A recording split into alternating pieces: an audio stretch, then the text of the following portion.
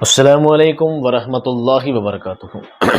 عزیز دوستوں، ساتھیوں، میں محمد شہزاد خان آپ تمام ہی کا اپنے سنلائز کے ایڈیویژن میں خیر مقدم کرتا ہوں۔ آپ تمام ہی کا تہ دل سے استقبال کرتا ہوں۔ امید کرتا ہوں آپ تمام ہی خیر وعافیت سے ہوں گے اور خوش خرم زندگی گزار رہے ہوں گے۔ دوستوں، مثنوی کا ٹاپک ہمارا چل رہا تھا۔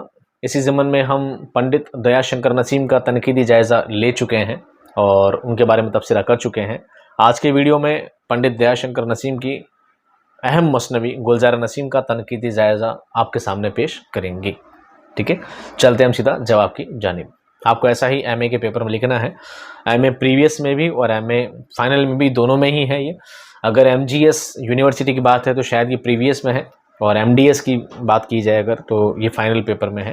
ٹھیک ہے، دونوں کے الگ الگ ہیں پر ہیں دونوں میں سیم ہی آلموسٹ، تو آپ پڑھ سکتے ہیں، آپ دونوں کے کام میں آ جائے گا اور ادر یونیورسٹیز میں بھی کام آ سکتا ہے۔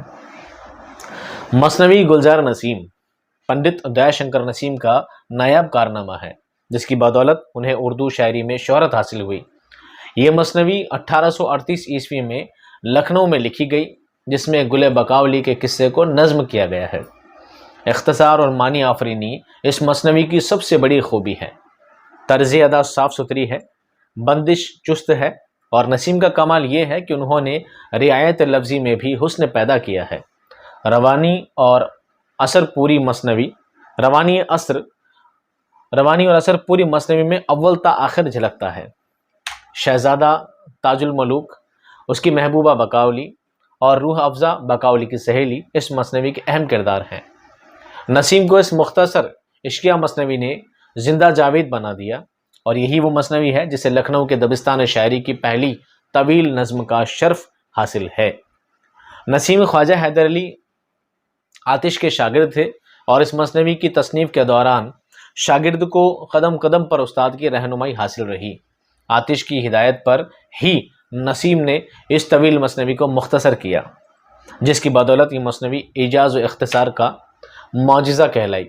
بقول فرمان فتح پوری کیا کہتے ہیں، دیکھیے، اس میں کردار نگاری، جذبات نگاری کی مصوری اور تسلسل بیان کی کم و بیش وہ سبھی خوبیاں ہیں جو ایک افسانوی مثنوی کے لیے ضروری خیال کی جاتی ہیں، لیکن اس کی دلکشی کا راز دراصل اس کی رنگین بیانی، معنی آفرینی، کنایاتی اسلوب، لفظی صناعی اور ایجاز نویسی میں پوشیدہ ہے۔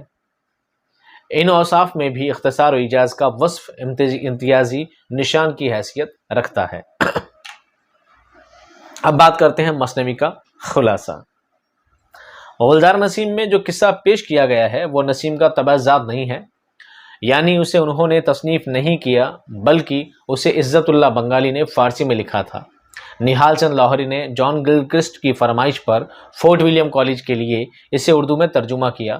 اس قصے کو نظم کر کے نسیم نے گلزار نسیم کی شکل میں پیش کیا۔ اس قصے کا اختصار یہ ہے۔ سلطان زین الملوک یورپ کا بادشاہ ہے، اس کے 4 بیٹے ہیں، 5واں بیٹا پیدا ہونے کو ہے۔ تب نجومی بتاتے ہیں کہ بادشاہ اس نوزائید بیٹے کو دیکھے گا تو اندھا ہو جائے گا۔ کہانی یہی ہے کہ 4 بیٹے ہیں اور 5واں بیٹا پیدا ہوگا تو بادشاہ کیا ہو جائے گا؟ اندھا ہو جائے گا۔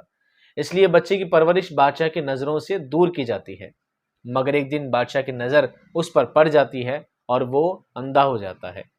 اس جرم میں شہزادے کو ملک بدر کر دیا جاتا ہے۔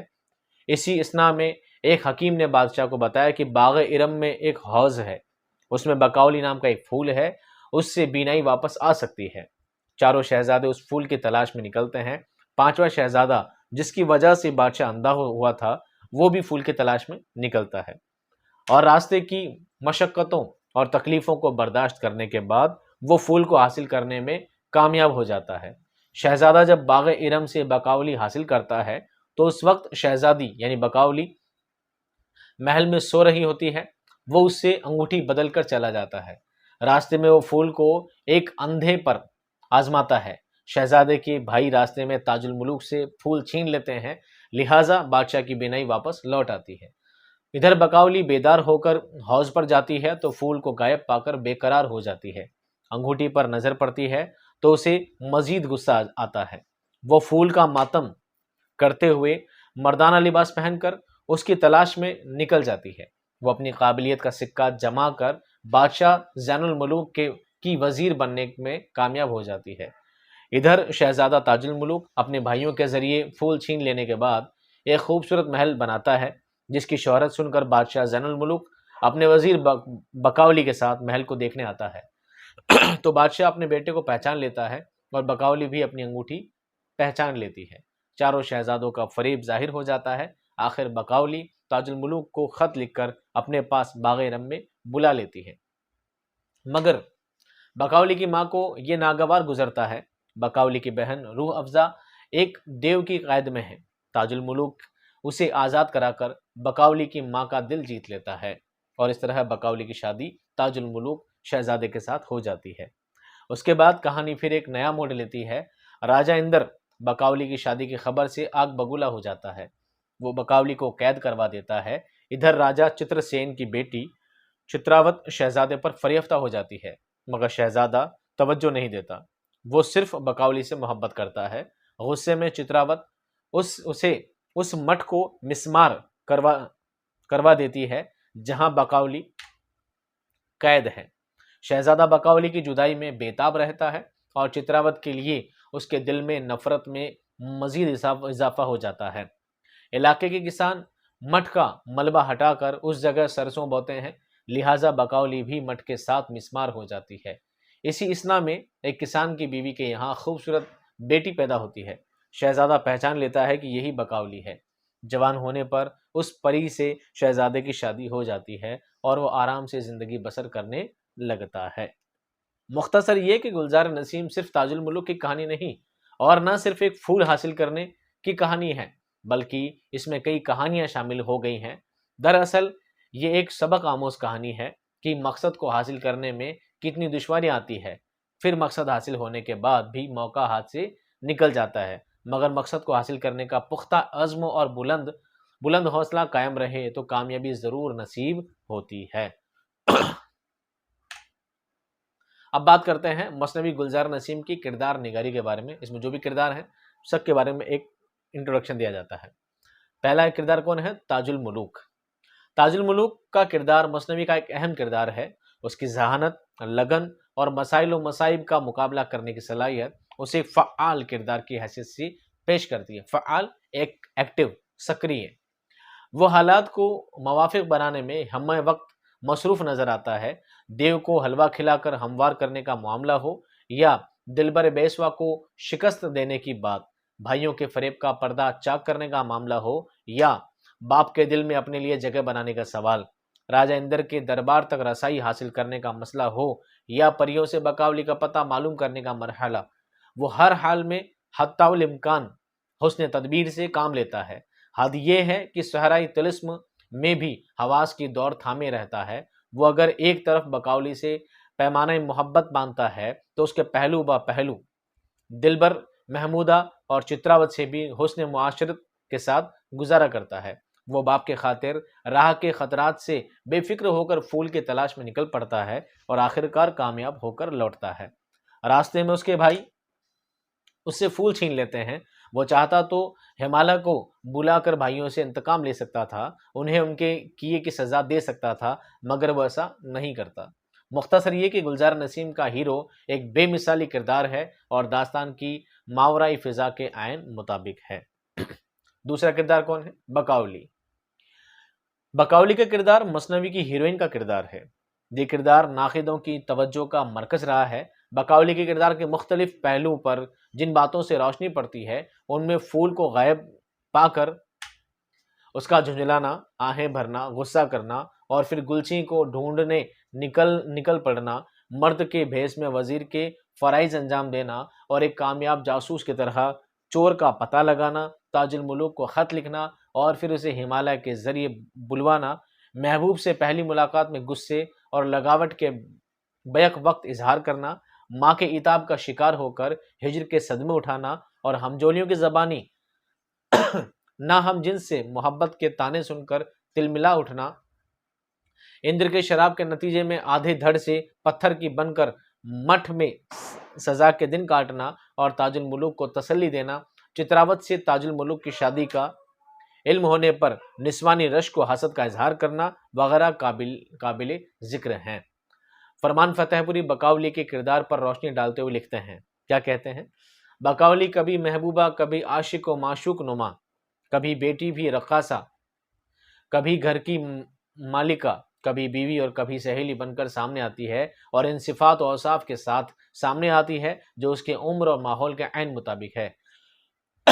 وہ بگڑے ہوئے معاشرے کی نوخیز الہڑ لڑکی کی طرح لغزشوں کا شکار بھی ہوتی ہے، عشق بھی کرتی ہے اور عشق میں ثابت قدم بھی رہتی ہے، غم سے غمگین اور خوشی سے خوش ہوتی ہے، فراق سے رو رو کاٹتی ہے اور وصل میں ہم آغوشی کا لطف اٹھاتی ہے، غصہ آتا ہے تو غضبناک ہو جاتی ہے، غرت آتی ہے تو حیا سے آنکھیں چھپا لیتی ہے۔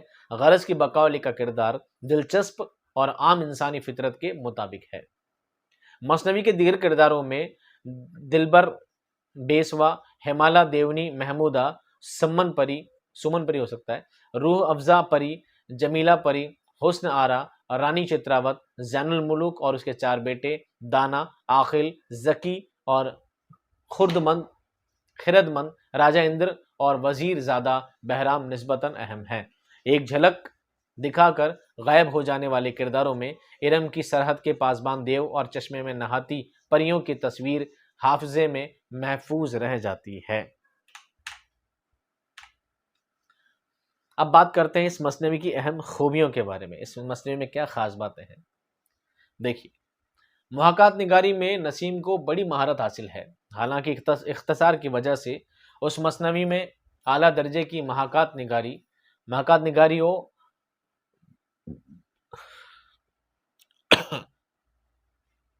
حالانکہ اختصار کی وجہ سے اس مثنوی میں اعلیٰ درجے کی محاکات نگاری وجود میں نہ آ سکی، مگر پھر بھی نسیم نے کامیاب کوشش کی ہے۔ کی مثال دیکھیے، پردہ جو حجاب سا اٹھایا، آرام میں اس پری کو پایا، بند اس کی وہ چشم نرگسی تھی، چھاتی کچھ کچھ کھلی ہوئی تھی، لپٹے تھے جو بال کروٹوں میں، بل کھا گئی تھی کمر لٹوں میں۔ واقعات و جذبات کی مصوری میں بھی نسیم کو مہارت حاصل ہے۔ مثلا بولی وہ پری باسد تعمل، کیوں جی تمہیں لے گئے تھے گل، کیا کہتی ہوں میں ادھر تو دیکھو، میری طرف ایک نظر تو دیکھو، ہے یا نہیں یہ خطا تمہاری، فرمائیے کیا سزا تمہاری۔ اسلوب دیکھیے، اس مثنوی کا نشان امتیاز نسیم کا مرصع اسلوب ہے۔ ثنائی لفظی و معنوی بالخصوص رعایت لفظی، اختصار بیانی اور معنوی تہداری، تشبیہات و استعارات اور بندش کی چستی وغیرہ ان کے اسلوب کی نمایاں خصوصیات ہیں۔ رعایت لفظی دیکھیے، دن دن اسے ہو گیا قیامت، بوٹا سی بڑی وہ سر و قامت۔ حسن تعلیل دیکھیے، انگلی لبے جو پہ رکھ کے شمشاد، تھا دم بخود اس کے سن کے فریاد، جو نخل تھا سوچ میں کھڑا تھا، جو برگ تھا ہاتھ مل رہا تھا۔ تو ذات دیکھیے، لکڑی میں اثر یہ ہے کہ دشمن بن جاتا ہے موم اگر ہو آہن، جاغے مرغے سحر کے غل سے، اٹھی نکہت سی فرش گل سے، پیارا ہے میرا یہ آدمی ذات، رکھیو اسے جس طرح میری یاد، تھی بس کے غبار سے بھری وہ، آندھی سی اٹھی ہوا ہوئی وہ۔ استعارہ دیکھیے، نکلا جو پھر آ کے شب کو ازدر، غلخن سے دھوئیں سے اخگر۔ مختصر یہ کہ نسیم کی مثنوی ہر اعتبار سے اپنی مثال آپ ہے۔ اس میں لکھنوی ماحول کی بھرپور عکاسی کی گئی ہے۔ اس عہد کے لکھنؤ میں ہر طرف عیش و عشرت کا ماحول تھا۔ نسیم نے اس مثنوی کے ذریعے ذہنی عیاشی کا دلکش مواد فراہم کیا ہے۔ مثلا نسوانی کردار، اوریانی اور مثنوی کی زبان وغیرہ میں لکھنؤ کا رنگ ٹپکتا ہے۔ ماضی میں مثنوی گلزار نسیم دبستان لکھنؤ کے نمائندہ شعری کارنامے کے طور پر دیکھی گئی ہے، اور آج بھی یہی اس کی کسوٹی ہے۔ بقول چکبست کیا فرماتے ہیں؟ جواہر سخن کے پرکھنے والے سمجھ گئے کہ مثنوی کیا کہی ہے، موتی پیروئے ہیں۔ نسیم کو بھی شہرت عام کا خلعت نصیب ہوا اور بقائے دوام کے دربار میں میر حسن کے برابر کرسی ملی۔ اگلی ہماری مثنوی ہے زہر عشق۔ ہم اس کا تنقیدی جائزہ پڑھیں گے اگلے ویڈیو میں۔ کوئی کیوری ہو، کوئی سوال ہو، کمنٹ باکس میں پوچھیے گا، میں ملتا ہوں آپ کو نیکسٹ ویڈیو میں بہت جلد. تب تک خوش رہیے, آباد رہیے. خدا حافظ.